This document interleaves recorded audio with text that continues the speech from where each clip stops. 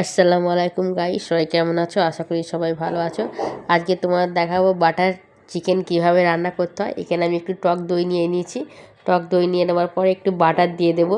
অবশ্যই তোমাদের বাটারটা দেখাতে ভুলে গিয়েছি, এটাই ভুল হয়ে গেছে, আমার মিস্টেক হয়ে গেছে। শরীরে আসলে অসুস্থ, তো সেই জন্য একটু জিরে গুঁড়ো দিয়ে দিলাম, একটু মরিচ দিয়ে দিলাম, দেওয়ার পরে ডেমো দিয়ে দিলাম, একটুখানি মাখন দেখালাম। মাখনটা এর আগেও একটু দিয়ে দিয়েছিলাম, সেটা দেখাতে ভুলে গিয়েছি তোমাদের। সেই জন্য আমি একটা ছোট্ট একটু নিয়ে ফের ডিমটা দেখিয়ে দিলাম। মেখে 2-3 মিনিটের জন্য এরকম রেখে দিতে হবে।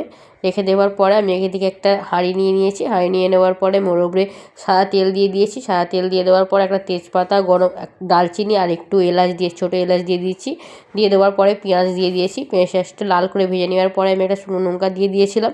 শুকনো লঙ্কা দিয়ে দেওয়ার পরে আমি এর উপরে দিয়ে দিয়েছি একটু গুঁড়ো লঙ্কা, একটু আদা রসুন দিয়ে একটু নেড়ে চেড়ে নিলাম। পেঁয়াজটা বেশি লাল করতে হবে না, অবশ্যই একটু সাদা থাকবে।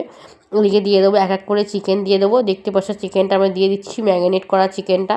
তোমরা এভাবে ম্যারিনেট করে 2-3 মিনিট রেখে দেবে। সবসময় লাল লাল চিকেন খেতে ভালো লাগে না, তাই আজকে ভাবলাম যে কী রান্না করা যাক, সেই জন্যে করলাম আজকে বাটার চিকেন। বাটারটাই অবশ্যই তোমাদের দেখাতে ভুলে গেছি, কিন্তু একটু হালকা করে ডিমও তোমায় দেখিয়ে দিয়েছি কীভাবে দিতে হবে। এরকম দিয়ে ভালো করে মাখিয়ে রেখে দেবে। এরকম একটু কষে নেবে, কষে নিয়ে একটু রেখে দিয়ে দেবে, কেন অবশ্যই চিকেন থেকে একটু জল বেরোবে। এইভাবেই রেখে দিতে হবে ঢাকা দিয়ে। দেখবে আমি এইভাবে ঢাকা দিয়ে রেখে দেবো।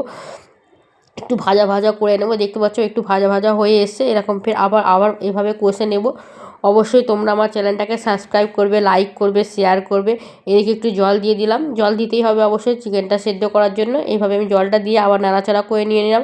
আমি যেটা দিলাম ওইটাও হচ্ছে একটু অল্প পরিমাণে দুধ দিয়েছিলাম, সেই দুধটাও তোমাদের দেখানো হয়েছে। আমার ওদিকে চিকেন কষাটা অবশ্যই হয়ে গিয়েছে, তোমাদের দেখাবো এখানে কীভাবে রান্না করেছি। এই দেখুন অবশ্যই আমার হয়ে গিয়েছে, এখানে সার্ভ করছি খাওয়ার জন্য।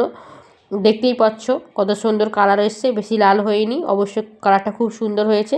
এদিকে আমাদের খাওয়া শুরু হয়ে গেছে। অবশ্যই তোমরা আমার চ্যানেলটাকে সাবস্ক্রাইব করবে, লাইক করবে, শেয়ার করবে।